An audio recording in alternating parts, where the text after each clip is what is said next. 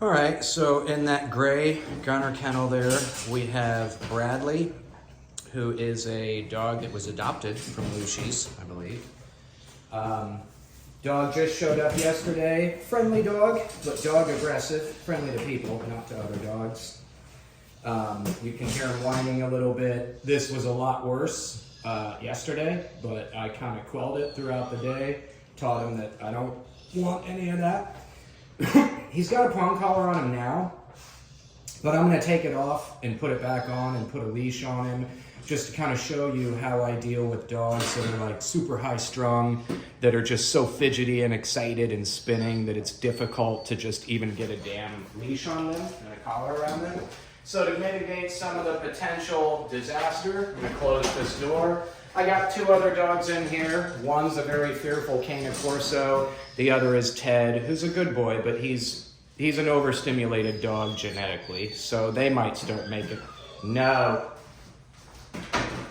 So they might start making some noise too. We'll see how it goes. Again, this is brand new dog. I just kind of want to show you how I do this. The walk starts right here. The dog's not allowed to push past me to get out of the crate. But I need to teach that to the dog through a series of rewards and consequences. The reward, if you don't try to push your way out of the crate before I say, is that you get to come out. But if you try to decide and be bossy and push me, I'm just going to keep closing the door on you until you stop doing that. Wait. No. Wait. No. Wait. No. That's pretty good compliance there. No. Good.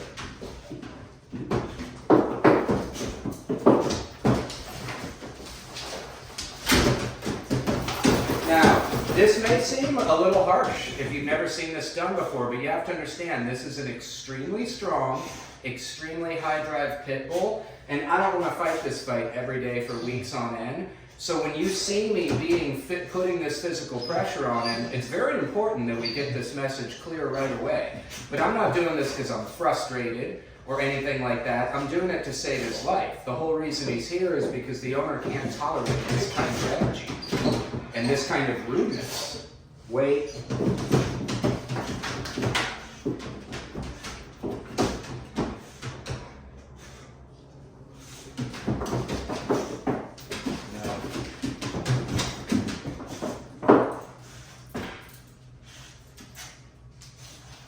Nope. So now I got the prong on him. So if he tries to go out now, I can correct him with the leash instead of closing the door, right? Good boy. Bradley. So now that he stops trying to be a dick, he gets what he wants. That's how we start teaching unruly dogs like this how to start chilling out. Like, the way to get what you want is no longer to try and force human beings to give it to you by being bossy and rude. The way to get it is to be polite. Now, we're at a doorway threshold here. He doesn't get to go first. I'm going to back him up with some spatial pressure and leash pressure. Yeah, I got this on a tripod, so let me just put it over here. Here, buddy. All right. So now we're going to walk out this door. And again, he doesn't get to push past me on our way out. Wait. No. Good boy. See, this is what we need. This is where the walk starts. If we can't get compliance here, like this, how are we going to get this dog not to pull us down the street, right? So we're going to go out now. Good boy. He's responding very well to that spatial pressure I just put on him.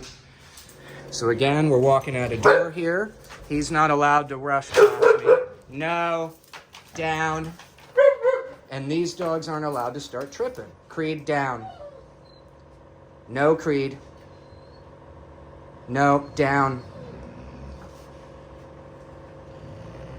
Good boy. Very good. All right. Yeah, and he's already gotten a couple of prong checks, So he's already not trying to really pull me hard anymore. And a lot of dogs will relent just when you put a prong collar on them. Like they feel that slightest bit of pinch and they're like, oh, well, I guess I won't pull anymore. But that's not how we want to use the prong collar.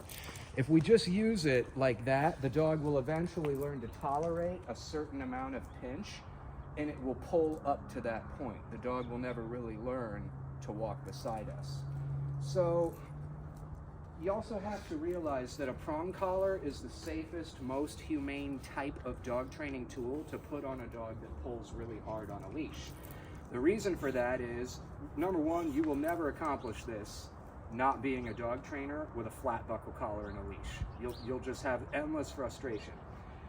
Harnesses encourage pulling. Think about sled dogs, competition pulling dogs. Harnesses, unless they're designed to grate and grind nerves together when the dog pulls, they don't work. And that's just going to give your dog early onset of arthritis.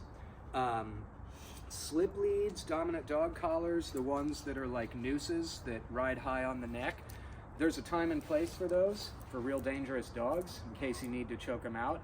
But I don't use those to teach a dog, generally speaking, unless it's like super leash reactive and it's like seems to be getting more aggro with a prong collar. I usually don't use those with most dogs because the prong is safer and more effective. With those slip leads, there's not the type of abrupt correction that there is with a prong. And just like with a flat buckle collar, even more so with slip leads and dominant dog collars, you can cause tracheal collapse and you risk choking a dog out or cutting off its oxygen supply to its brain when it's pulling too hard on the leash, and it just creates conflict. When I fit a prong collar onto a dog, this one is a little loose. It should be a little tighter because it's riding way too low on him, but he's responsive to it, so I'm okay with that. A lot of trainers will say you should have it really high up on the neck, just where you'd put a slip or a remote collar, and that it should be nice and snug. I don't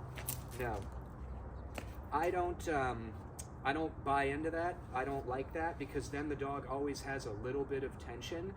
And my whole sort of philosophy about training is I want as little personal conflict with a dog as I possibly can have. And when you have a tight leash for the whole walk or a tight collar, you've got constant conflict with the dog. You're in a constant battle together for superiority, to see who's going to be first, you know. And I just don't want that. I want, when necessary, to confront certain issues, I want the correction to be short and sweet. A little glitch in the matrix of an otherwise happy, conflict-free world that I live in with the dog. Now, when this dog arrived yesterday, he was bouncing off the walls. He's an insane leash biter, or he was yesterday. Mom has had some experience with remote collar training, so she was doing her best to signal and correct that when the dog would do it, but she wasn't high enough on the remote. It was getting the dog to stop in the moment, but it wasn't getting the dog to stop doing it, period. What I needed to teach this dog is, hey buddy, with me, you can't do that at all. And when you do, there's gonna be a consequence for that behavior, and it's gonna suck. It's gonna suck bad enough to where you're like, I guess I don't wanna do that anymore with you because you don't put up with it. And with 90% of like nuisance behaviors with dogs, when owners ask me, why does my dog do it? Because you allow them to. They're natural, normal behaviors in a dog. You know, to bite is to be a dog. But we have to teach the dog what's acceptable to bite and what's not, and the leash is not acceptable to bite. So when the dog tries to bite the leash, I was correcting him.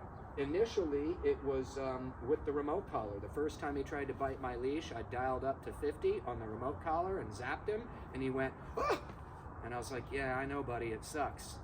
But if this dog keeps that behavior up, the owner's never going to be able to keep it. Not an athlete, not someone that can tolerate the danger of a dog aggressively attacking the leash, yanking and lunging, pulling her down the street.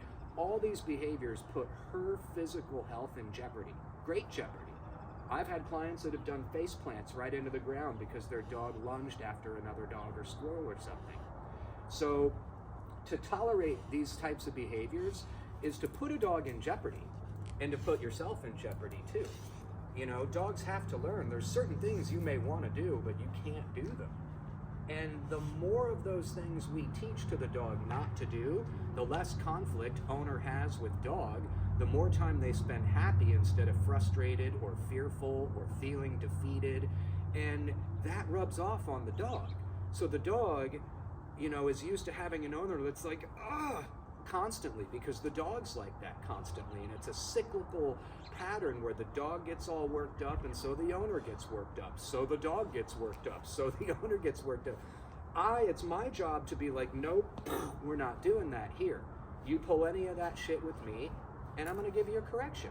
And 90% of the corrections I give are like the one you just saw me give a minute ago when he tried to bite the leash. I said no, I gave him a leash pop, you didn't hear him yelp out in pain or anything, it's just enough to get him to be like, oh, that kind of sucked, I guess I won't continue to do that. And that's the mindset we have to take when I talk about leadership with big, strong, dominant dogs. You have to be firm, not mean, not aggressive, not hostile. You don't see me angry at a dog ever. Not even when they bite me. I don't yell and scream. I don't get emotionally charged, because again, that only makes things worse. It just gets the dog more worked up. You're more likely to have more leash pulling, more biting, more barking. Even if it stops it in the moment, it's going to be worse in the long run. Calm but assertive energy, I'm never going to be upset with you, but there will be consequences to behaviors that you have to stop doing because they're putting your well-being in jeopardy. And in most cases, they've got your life on the line. Not with this guy, because mama loves him and she's highly committed to him, but her life has become more difficult with this dog. Dogs should make your lives better, not harder. My opinion. So now we're going to start teaching this guy how to walk on a leash. Again, this should be a little higher up here, but he doesn't fight me at all on the prong collar. He's pretty sensitive to it, turns out. So I don't really need a really good fitting. The lower you have it, the more tolerant the dog typically is of it, but that's not the case with this guy. So we're just going to walk back and forth here for a little bit, and I'm going to start teaching him where I want him to walk when we do it. I got a car pulling out here. And the way that I do this is I start walking, and when the dog walks past me, I do a 180 in the opposite direction. I just go the other way. And when the dog is like, oh, you're going that way, so he runs back up to me, catches up, and goes right past me again, I do a 180 and go the other way. And the dog's like, oh, you're going that way. And so I don't start walking a dog around the block that pulls really hard on the leash because he's overstimulated. I don't start walking dogs around the block who are leash reactive, who bark and lunge at other dogs or people, because they're just going to be able to rehearse behaviors I'm trying to eliminate. The very first thing I want to do is just establish to the dog, you need to walk beside me. And the better the dog learns that and gets at that, the less I am going to be correcting leash reactivity. What I'm going to be correcting is the dog drifting out of that position. So I'm going to be ahead of the dog. Long before he's lunging and barking, I'm going to be going, nope, get back here. Because you're not allowed to walk out here. I need you here. And that's a big step towards understanding how to solve all behavioral issues. You kind of got to get ahead of the dog. We don't wait for the explosion to try to punish that, because at that point the dog's gone berserk. The level of force we have to use to bring the dog back under control is not only unpleasant for human and dog, but the dog doesn't really learn anything. It's like the equivalent of waiting for two people to break out into a fist fight before you break it up. Okay, you break it up, but the fight still happened. The dog still got to rehearse the act of lunging, which is why I don't punish leash reactivity, I punish the breaking of heel. If you're walking behind me and you're not out here scanning everything, you're much less likely to be reactive. If you know there's a consequence for drifting too far in any direction because I've taught you that you need to walk here, you have to pay attention to me while we walk. You can't give all your undivided attention to dogs and people. You're less likely to be reactive. A lot of times I can solve leash reactivity just by teaching a dog to walk by my side and implementing some rules and personal space boundaries in my home to where the dog's like, wow, you got this. You're in charge of this whole household. Not just me, but the environment, the other dogs here. And it's like, yeah, buddy, doesn't it feel great? And the dog's like, yes, it does. I was so stressed out. I had no idea what to do with myself because they're not capable of running a human household, all right? So on that note, we're gonna walk for a little here. Every time I turn away from him, so when he's on my left, if he walks ahead of me and I'm gonna go back that way, I'm always turning away from him. I'm not trying to, get tangled up in the leash. So it's a 180 turn, what I call an outside turn, where you're turning away or outside from the position of the dog. Eventually, once we do a few of those,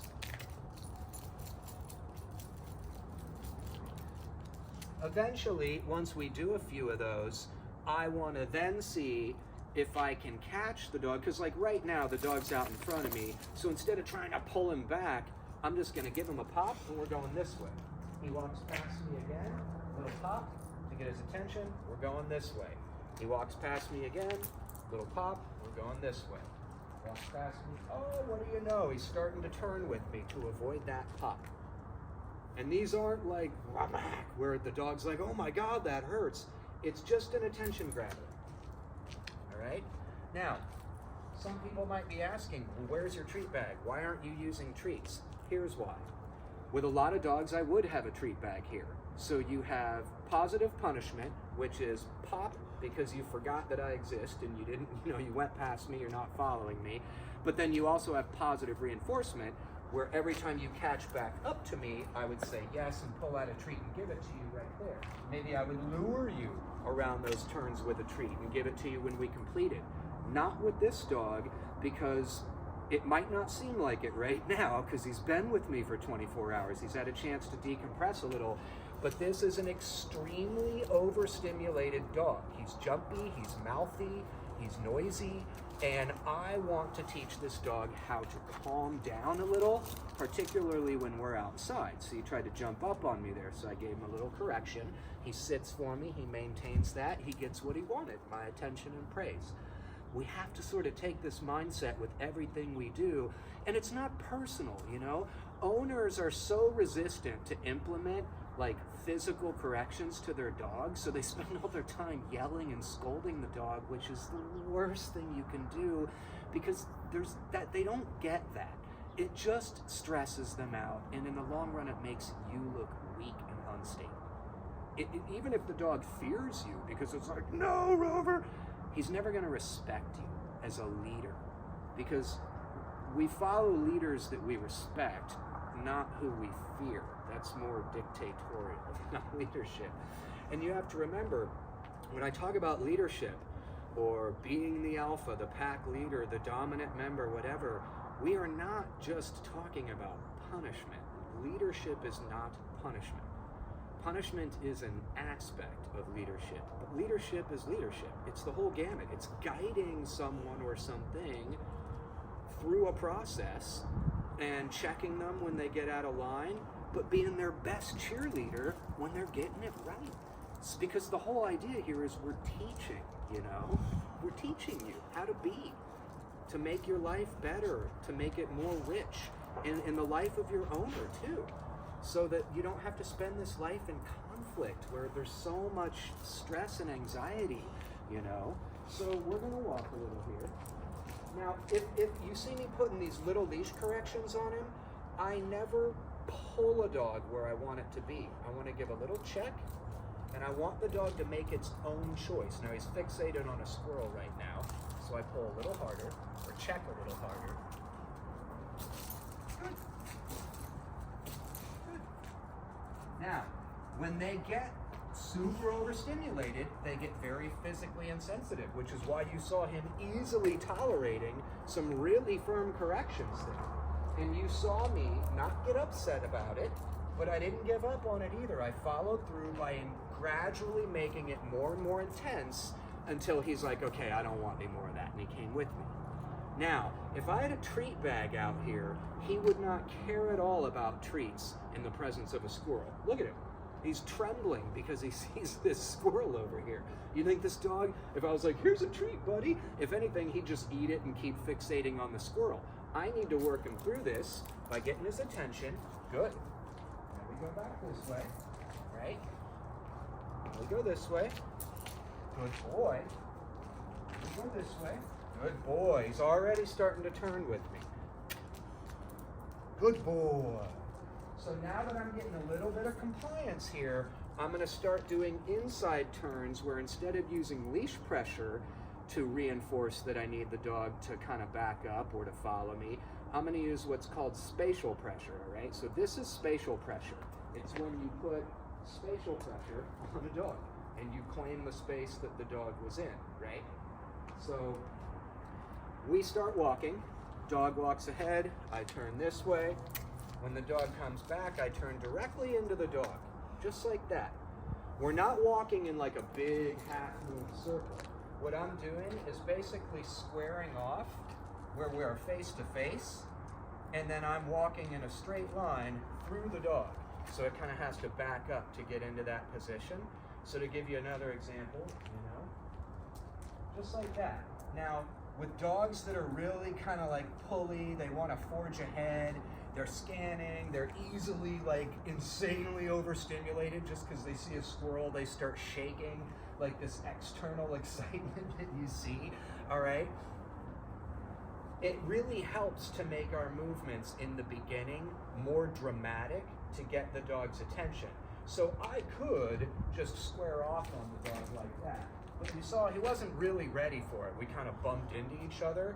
But if I back him up just a hair there, if we start walking and I take a big step, he sees that. And so it's easier for him to respond to it, even when he's trembling with excitement over the squirrel, right?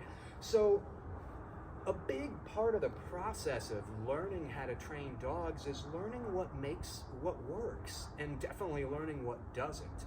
And getting pissed and yelling and screaming while avoiding this is the worst mistake you can make as a dog owner. And I empathize because I remember the first time I saw a prong collar, I'm like, Jesus, it looks like a freaking medieval torture device. It's not. You are not going to scar your relationship with your dog by giving it a pinch when it tries to pull or a pinch when it forgets that you exist. All you're going to do is get its attention and start building a little bit of consistency, a little bit of respect through leadership, and a little bit of self-control. Like, he really wants to go after this squirrel right now, but he knows if he does, there's going to be a consequence for that. So he's resisting the urge. This is the beginning of eliminating leash reactivity or lunging and pulling, overstimulation. First you suppress it, and the dog starts getting some self-control, but then we teach a dog alternative behaviors, and we have to become more interesting than the squirrel or whatever's triggering the dog. And it's a bit complex. Part of that involves a consequence if you forget I exist. Most of it involves giving you verbal feedback that's positive when you're getting things right. And that's a tough thing to teach a dog owner because they're so used to yelling at their dog all the time out of frustration that it's like you gotta let the dog know when it's getting it right, because we can't just teach the dog what not to do, we have to teach it what to do as well.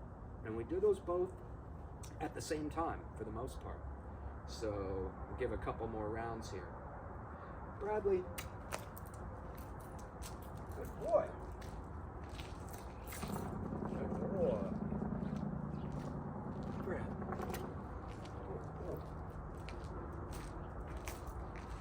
Good boy. Square off. Boy, good boy, buddy. Do another square off here. Now, as I do that inside turn, a lot of times, if you'll notice, I'm giving little backwards pops like that while I do it, which is putting light amount, just tiny little pinches to help the dog through that turn, to teach the dog that's the direction I want you to go. I actually want you to back your body up a little, but I'm never pulling. We don't have leash tension. Here, Bradley. Remember, the whole idea is we give the little pop to get the dog's attention, and then the dog makes the decision to back up on the lead.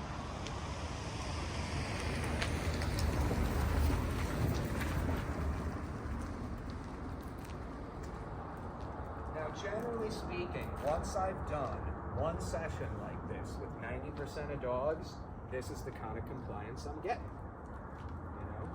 And so when you see a prong collar, and you imagine some trainer yanking on a dog, wearing it, and having the dog screaming out in pain, and you think it's abusive, This is the reality of conditioning a dog to a prong collar. What a good boy. Look at how good he is.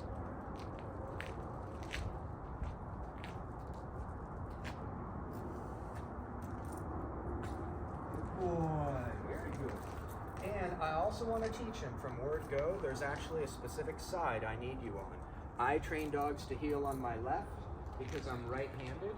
And eventually, with remote collar training, I want to be holding the remote with my right hand while I hold the leash with my left hand, because most remote collars are designed for right-handed people. But it used to be like all dog trainers would teach dogs to heel on the left. It doesn't really matter. Eventually, if a dog's really advanced, I'm going to teach it the command switch, which just means switch from the right to the left or the left to the right. You'll see that if you watch enough of my videos. Yep.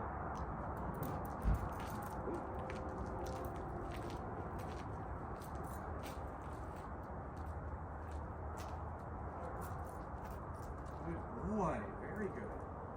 Now, another thing I want you to notice is how slow we are walking. The one thing I struggle with almost all dog owners is the tendency for them to try to move too fast. Remember, we're trying to teach the dog something. And usually I'm trying to teach the owner something that they're trying to teach the dog. So if they're not getting it right, the dog's not going to get it right, okay? So it's training a dog is very much like learning how to dance or learning how to play a musical instrument. This is not, there are technical aspects to it, but this is an art form.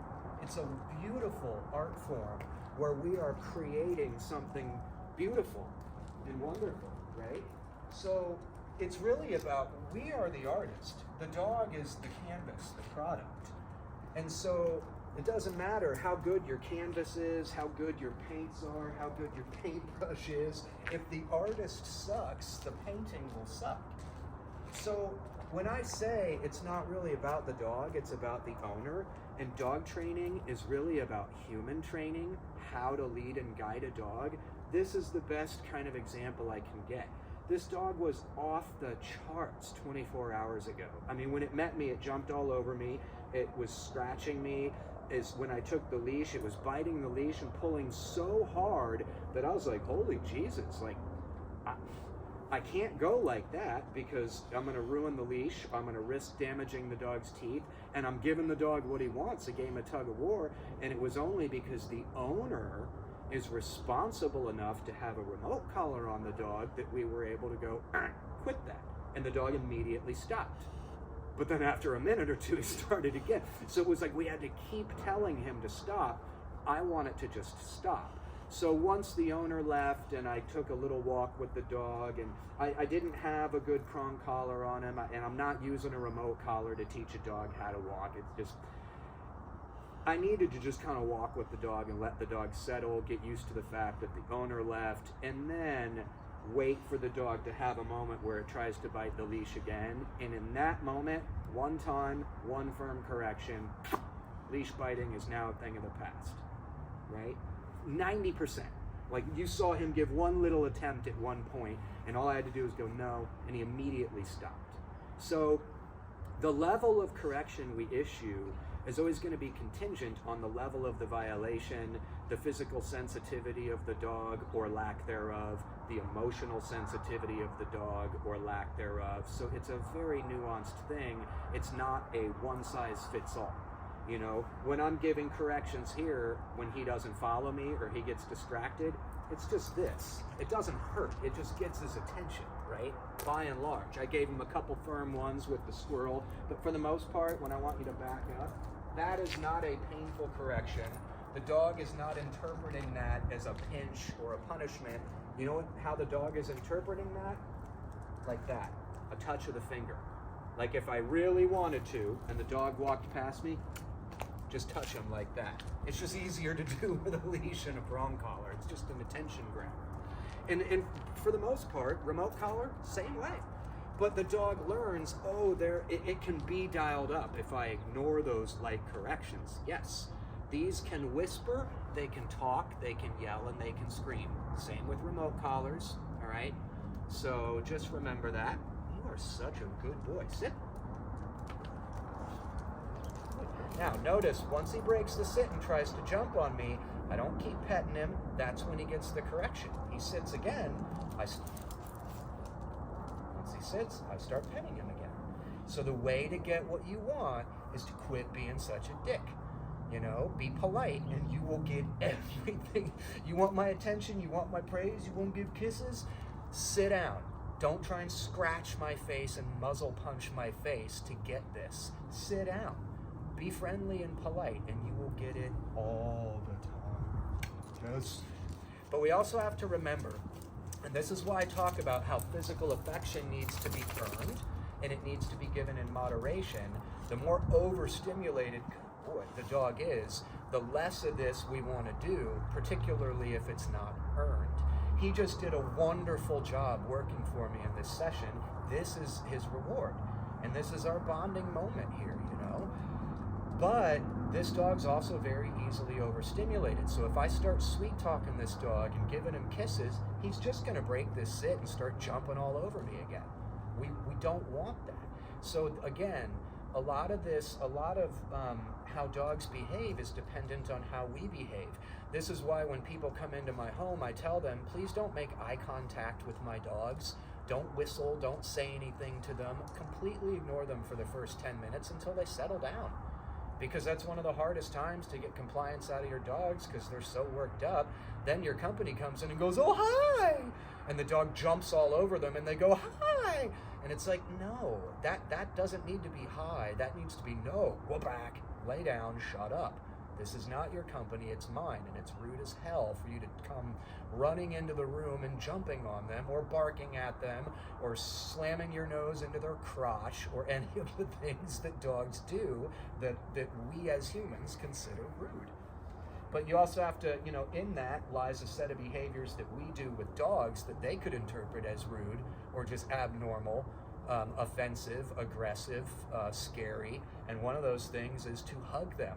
You see people all the time, and we do this. Some dogs are tolerant of this, and you know, some dogs we build up a relationship with, but a lot of little kids do this where they meet the dog and they want to go like this, and that's a real easy way to get injured, to get bit, to get scratched, to get the dog too worked up, scared, triggered, whatever. So just all food for thought. I'm always winging it on these videos, so whatever kind of comes out. It's not as structured as I'd like. One day I'll find the time to make structured tutorials, but for now, this was a great dog to give an example of. His owner can be the first to vouch for the fact that he was completely out of control when he showed up.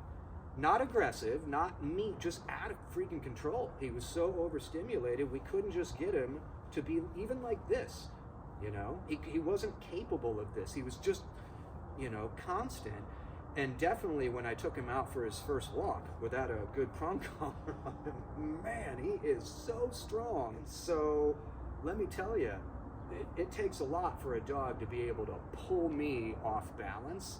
It takes a big dog most of the time. Or it takes a dog that's, you know, it's when they say it's not about the size of the dog in the fight, it's about the size of the fight in the dog. This is what they're talking about, because this dog pulled me right off my feet when I wasn't ready for it.